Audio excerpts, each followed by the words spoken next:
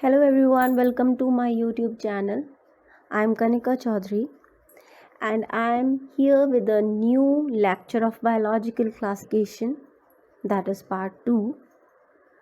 We have discussed about 6 kingdoms of classification, but 6th one was not in detail. So today we'll start 6 kingdom classification, that is also called a 3-domain system. So let's begin.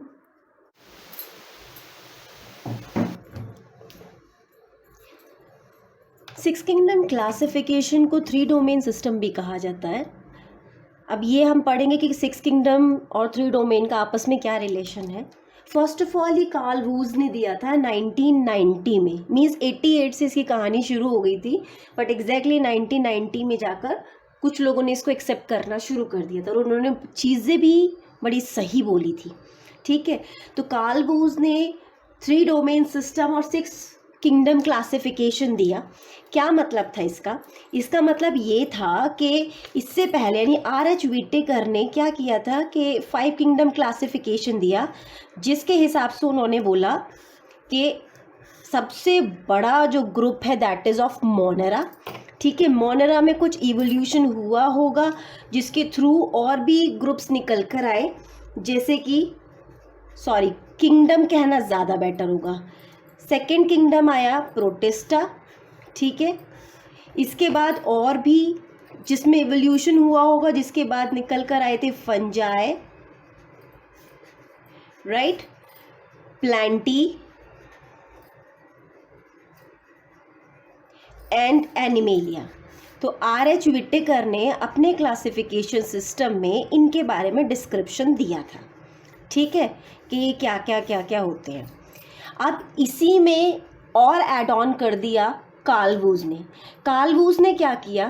Karl whose ने बोला कि जो Monera है वो अपने आप में काफ़ी बड़ा किंगडम है. ठीक है, तो एक काम करते हैं, मोनेरा को 2 पार्ट में डिवाइड कर देते हैं, जिसमें से एक पार्ट को तो बना देते हैं आर्किया और एक पार्ट को हम बना देते हैं यूबैक्टीरिया, या जिसको सिर्फ बैक्टीरिया भी बोल सकते हैं, राइट. और जो रिमेनिंग कितने बचे? फंजाई, प्लांटी, एनिमेलिया, प्रोटिस्टा, इनको डाल देते हैं एक अलग यूकैरिया में. समझ आया?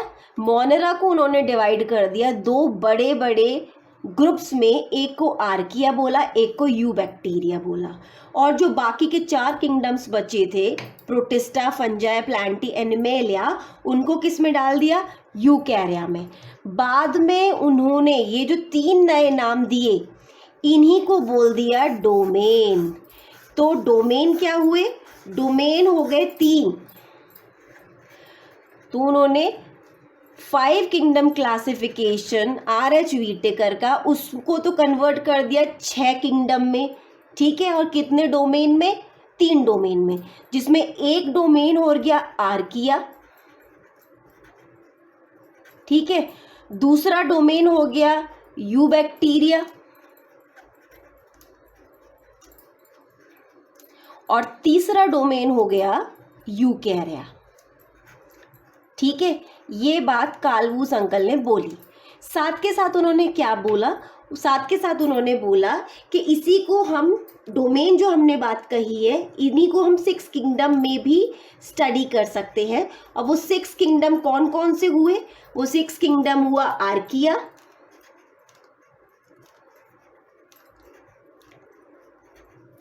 राइट, एक हो गया यूबैक्टीरिया,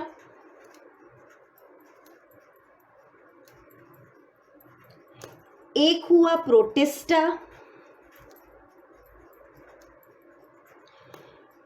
एक हो गया fungi, one more is Plantae, and the last one is animalia. You can count it all. ये टोटल 6 किंगडम्स बन गए. तो उन्होंने क्या किया? R.H. व्हिटेकर में डिवीजन किया मोनेरा में. मोनेरा में से 2 को बना दिया, दोनों अलग अलग किंगडम हुए. बाकी बाद में बात की तो यही बाद में क्या बन गए, डोमेन का नाम इनको दे दिया गया। स्टोरी ये शुरू होती है कि डोमेन क्या चीज़ है, ठीक है। तो डोमेन के बारे में क्या बताया कि वैसे हम लोगों ने पहले भी कुछ ऑब्लिगेट कैटेगरीज पढ़ी थी, और वो ऑब्लिगेट कैटेगरीज क्या थी, वो ऑब्लिगेट कैटेगरीज थी कि प्लांट क्लीन और फैमिली गेट्स सिक।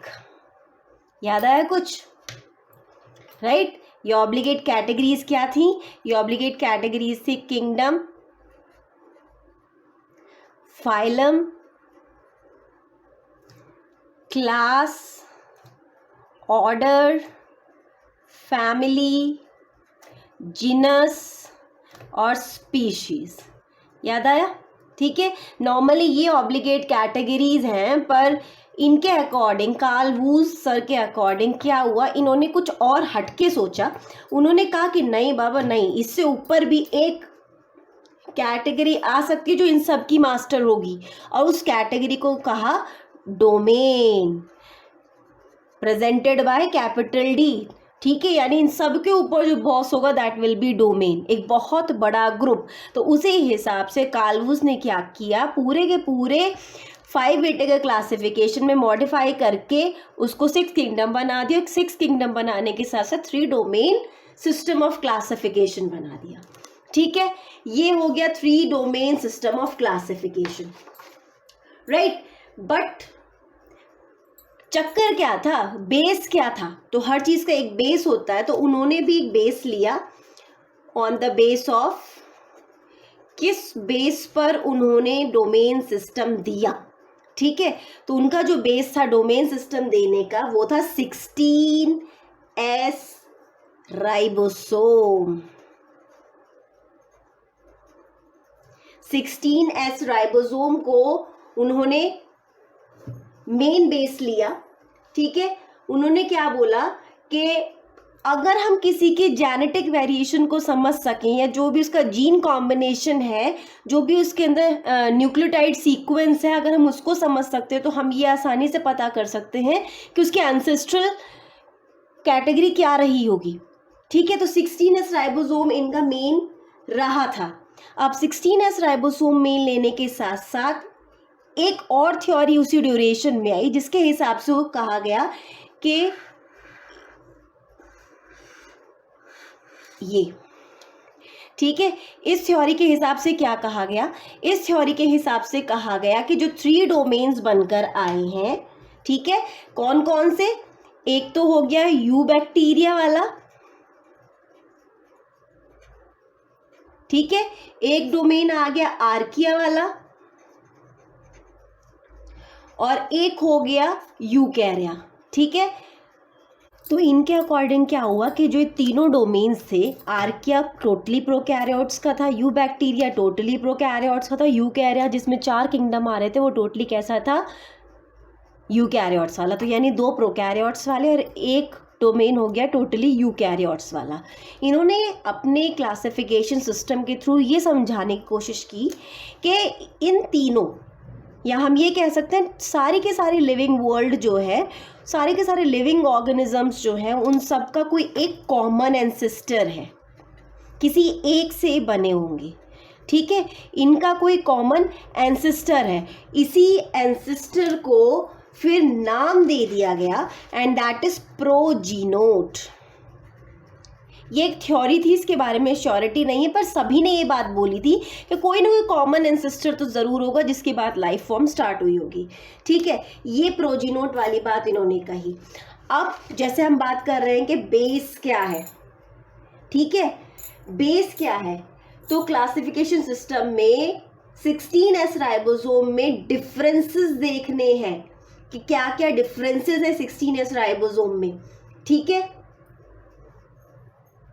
और क्या क्या डिफरेंसेस देखने थे, और डिफरेंसेस देखने थे कि जो आरएनए स्ट्रक्चर है वो कैसा है, सेल मेम्ब्रेन का जो स्ट्रक्चर है वो कैसा है, लिपिड स्ट्रक्चर है वो कैसा है, या सेंसिटिविटी जो है एंटीबायोटिक्स के लिए वो कैसी है।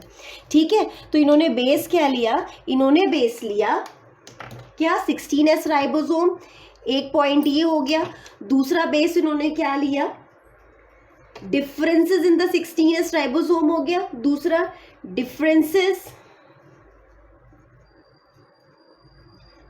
इन RNA structure, differences in RNA structure, cells membrane, structure of cell membrane ये बोल सकते हैं, या सेल मेम्ब्रेन किस तरीके की बनी हुई है, ठीक है, सेल मेम्ब्रेन का स्ट्रक्चर हो गया, राइट, कि लिपिड स्ट्रक्चर है या नहीं है, ठीक। लिपिड स्ट्रक्चर में थोड़ा सा यहाँ बता देती हूँ क्या इन्होंने बोलने की कोशिश की थी। नॉर्मली जो सेल मेम्ब्रेन्स होती हैं, ठीक है, नॉर्मली जो सेल मेम्ब्रेन्स होती हैं, उन नॉर्मली सेल मेम्ब्रेन्स की फीचर क्या होती है कि जैसे ये बाइलेयर होती है, ये लिपिड के मॉलिक्यूल्स हो गए सपोज, ठीक है, तो ये लिपिड के मॉलिक्यूल्स हो गए, एक प्रॉपर अरेंजमेंट चाहिए होता है, ठीक। तो दो तरीके की बाइलेयर हमने शो की है, दो तरीके की प्लाज्मा मेम्ब्रेन, दो तरीके की सेल मेम्ब्रेन हमने शो की है, ठीक है, ये हो गई। तो इन्होंने ये देखा कि कुछ की सेल मेम्ब्रेन इस तरीके की स्ट्रक्चर की थी, कुछ की इस तरीके की थी, कुछ में और वेरिएशन थे। तो ये बायोलिपिड लेयर होती है, यानी लिपिड की अरेंजमेंट या लिपिड की फॉर्मेशन या अरेंजमेंट में क्या गड़बड़ है, क्या चेंजेस आए हैं, उसको ऑब्जर्व करने के थ्रू भी डिफरेंसेस को पता किया जा सकता था, ठीक है। और थर्ड पॉइंट हमारा क्या आ गया, sensitivity to antibiotics. Different type के एंटीबायोटिक्स में अगर आप ऑर्गेनिजम्स को रखोगे तो किस तरीके से रिस्पॉन्ड कर रहे हैं, क्या उनका सेंसिटिविटी हो रही है, that is also the base for the Carl Woese classification system, ठीक है, उन्होंने ये बात बोली। तो सारी चीज़ों का जो कंक्लूजन निकल कर आया, उन्होंने कहा आरआरएनए मॉलिक्यूल्स जो होते हैं, आरआरएनए राइबोसोमल आरएनए, ठीक है, राइबोसोमल आरएनए मॉलिक्यूल्स जो होते हैं वो अकेले ऐसे होते हैं जो सब में आइडेंटिकल फंक्शन परफॉर्म करते हैं, एक जैसा फंक्शन परफॉर्म करते हैं, और उनके अंदर जो मॉडिफिकेशंस होती हैं वो इंस्टेंट नहीं होती, बहुत स्लो मॉडिफिकेशंस होती हैं, यानी अगर उनके अंदर चेंजेस आ भी रहे होते हैं तो काफ़ी स्लोली आते हैं, तो आप इजीली उनके फंक्शन को ऑब्जर्व कर सकते हो, समझ सकते हो, ठीक है। और डिफरेंट ऑर्गेनिजम्स के राइबोसोमल आरएनए में जो न्यूक्लियोटाइड सीक्वेंस है उनके वेरिएशन के बिहाफ पर ये वो कितने रिलेटेड है, वो कितने एक दूसरे से डिसिमिलर है, इनके रिलेशन को आप आइडेंटिफाई कर सकते हो, ठीक है। तो नेक्स्ट पॉइंट हमारे पास क्या आ गया, नेक्स्ट पॉइंट आ गया कि आरआरएनए मॉलिक्यूल्स जो होते हैं, आरआरएनए मॉलिक्यूल्स जो होते हैं वो throughout the life, throughout perform the identical function। जितने भी आरआरएनए मॉलिक्यूल्स होते हैं वो सभी आइडेंटिकल फंक्शन, ऑलमोस्ट एक जैसे काम करते हैं, ठीक है। और जो उनकी स्ट्रक्चर मॉडिफिकेशन है,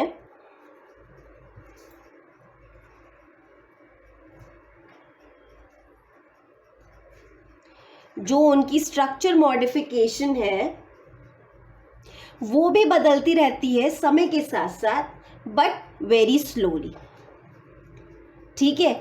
अब बात आ जाती है भाई ये आरआरएनए क्या चक्कर है, इस आरआरएनए का नाम क्यों आया। पहले तो आपको ये पता होना चाहिए आरएनए है क्या, डीएनए का पार्ट है या एक अलग ही है आरएनए पार्ट, ठीक है, डीएनए सीक्वेंस है या नहीं। तो उसके लिए आपको थोड़ा सा पीछे जाना होगा, और वो क्या है कि आपने देखा होगा कि जो डीएनए सेल के अंदर होता है, ये हो गया हमारा डीएनए, ठीक है, इस डीएनए को क्रोमेटिन मटेरियल भी कहा जाता है, ठीक है, इस डीएनए मटेरियल को क्रोमेटिन मटेरियल भी कहा जाता है। और जब इस डीएनए को आप खोलोगे, अभी ये इल्झा हुआ है आपस में, ट्विस्टेड है, जब आप इसको ओपन करोगे तो आप देखोगे कि ये कुछ सीक्वेंसेस से आपस में जुड़ा हुआ है, जिनको बेस पेयर्स या न्यूक्लियोटाइड सीक्वेंसेस कहा जाता है, ठीक है। बेसिकली 4 तरीके के न्यूक्लियोटाइड सीक्वेंसेस होते हैं, A, T, G, C, ठीक है, ए हमेशा टी के साथ कंबाइन अप होगा और टी हमेशा ए के साथ, जी हमेशा सी के साथ, तो सी हमेशा जी के साथ। A for adenine, T for thymine, G for guanine, C for cytosine. ठीक है, तो 4 तरीके के न्यूक्लियोटाइड्स के थ्रू ये आपस में जुड़ा रहता है और इनमें इसी तरीके की बॉन्डिंग प्रेजेंट होती है। ठीक है, तो ये 4 तरीके के आपके पास हो गए हैं न्यूक्लियोटाइड सीक्वेंसेस। इन न्यूक्लियोटाइड सीक्वेंसेस से पहले भी एक स्टेज है कि जब आप इस क्रोमेटिन मटेरियल को सीधा करते हो तो इसकी स्ट्रक्चर इस तरीके की आती है, हेलिकल फॉर्म में। और थोड़ा सा इसको क्लियर करें तो ये इस तरीके की। ठीक है, उसके बाद जब आपने इसको और सीधा किया तो आपको ये सीक्वेंस मिल गया। अब क्या है कि डीएनए जो न्यूक्लियोटाइड सीक्वेंस से मिलकर बना हुआ है, इसमें कुछ ही सीक्वेंस फंक्शनल होता है, पूरा का पूरा डीएनए के सीक्वेंसेस फंक्शनल नहीं होते। सपोज के इतना जो पार्ट है ये फंक्शनल है, तो जो पार्ट फंक्शनल है उसी पार्ट को क्या बोल दिया जाता है, जीन। जो पार्ट डीएनए का फंक्शनल है उसको जीन कहा जाता है। और ये जीन का ही अब हमें आगे काम है। यही जीन आगे एक प्रोसेस के थ्रू क्या बनाएगा, आरएनए।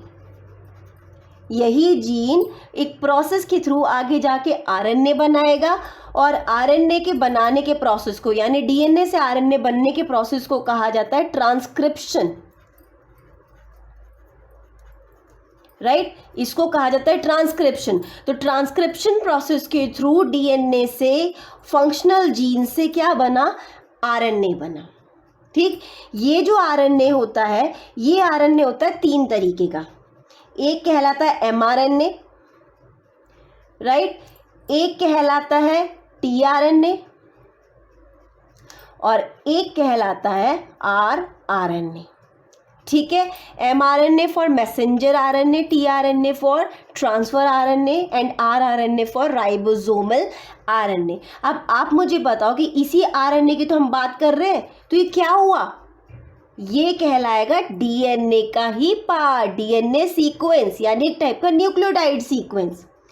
राइट, तो ये आरएनए क्या है, एक टाइप से डीएनए का ही पार्ट है। तो ये आरएनए जो बन गया, अब इसका हमने यूज़ करना है। आरएनए बनने तक के प्रोसेस को ट्रांसक्रिप्शन कहा। उसके बाद ये जो आरएनए बना, ये आरएनए किस फॉर्म में कन्वर्ट होगा, अब रिक्वायर्ड प्रोटीन में। और जब ये रिक्वायर्ड प्रोटीन में कन्वर्ट होगा तब इस प्रोसेस को कहा जाएगा ट्रांसलेशन।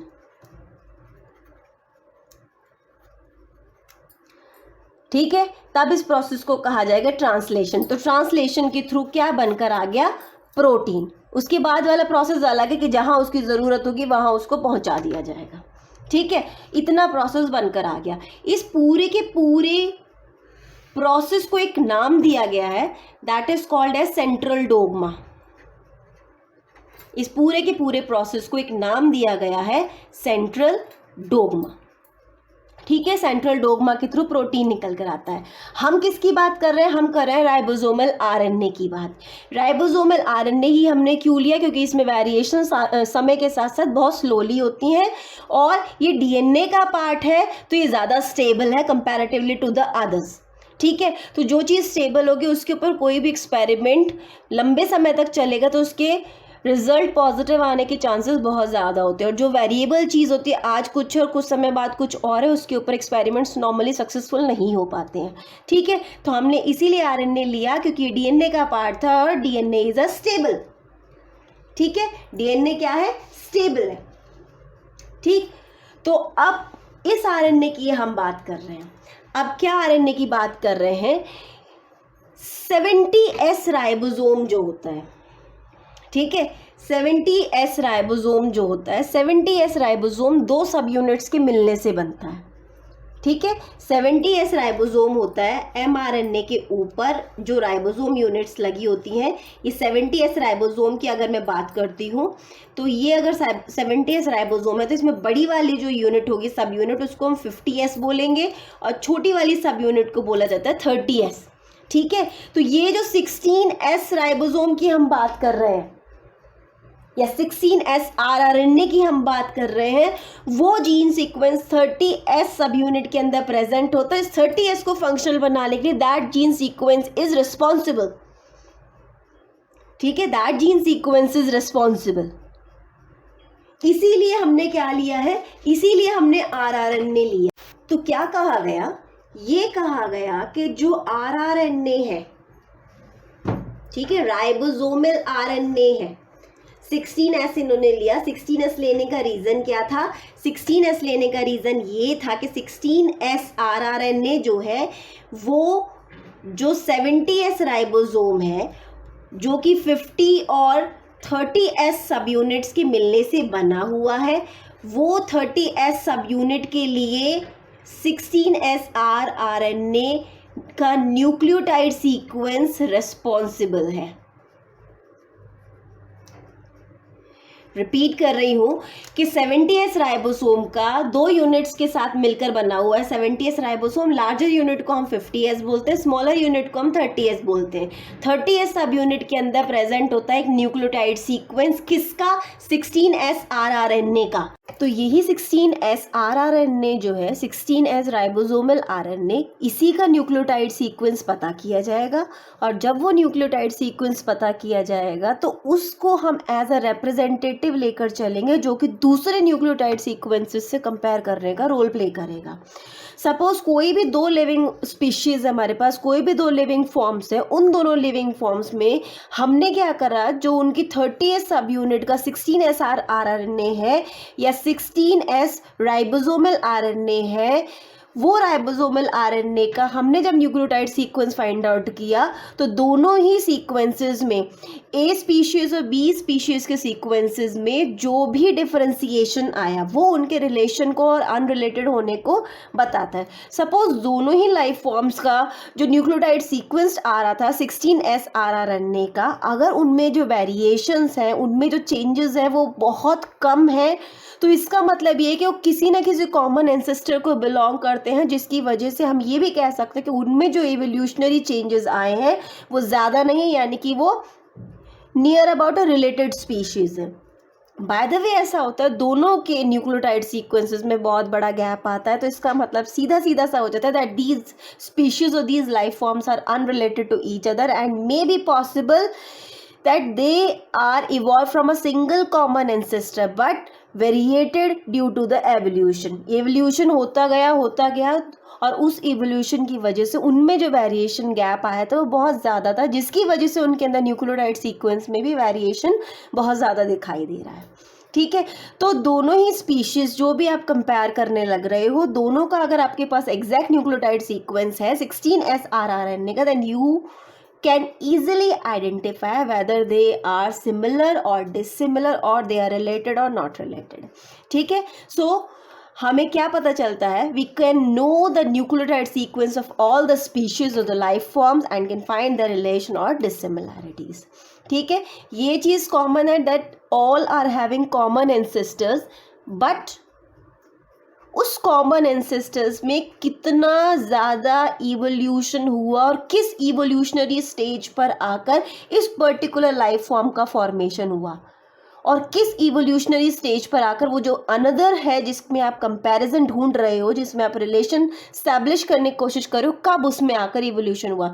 अल्टीमेटली इस सीक्वेंस के थ्रू हम फाइलोजेनेटिक रिलेशनशिप को ईजिली समझ सकते हैं, फाइलोजेनिक एक नॉर्मल इंट्रोडक्शन हम दे सकते हैं। ठीक है, but question is arising that why only 16S ribosomal RNA, 16S RRNA की ही ज़रूरत क्यों है, because it's universally present in all the species. जितनी भी लाइफ फॉर्म्स है, वेदर इट इज़ यूकैरियोट और प्रोकैरियोट, जितनी भी लाइफ फॉर्म्स है सबके अंदर 16S RRNA होता है। जब सभी लाइफ फॉर्म्स के अंदर ये 16S RRNA है तो हम ईजिली उस पर्टिकुलर लाइफ फॉर्म का न्यूक्लियोटाइड सीक्वेंस अगर इसमें पता करते हैं 16S RRNA का, तो इसके थ्रू का किसी दूसरे स्पीशीज से हम कंपेयर कर सकते हैं आसानी से। ठीक है, ये हो सकता है कि समय के साथ साथ कुछ चेंजेस आ गए हों इसकी न्यूक्लियोटाइड सीक्वेंसेस में, ये अलग अलग स्पीशीज़ के अंदर कुछ अलग हो सकता है, but functionally it is almost similar, but function जो परफॉर्म कर रहा है पर्टिकुलर स्पीशीज़ के अंदर वो हमेशा सेम होगा। इसीलिए वी चूज़ 16S RRNA। ठीक है, इसके थ्रू ईजिली किसी भी स्पीशीज़ की इवोल्यूशनरी हिस्ट्री को आप पता कर सकते हो एट अ लेवल और एट एन एक्सटेंट, ठीक है, जो काफ़ी होगा उसके बारे में बताने के लिए. This was all about the Carl Woese system of classification that is also called as 6 kingdom और 3 domain. Hope we'll meet again. Thank you so much.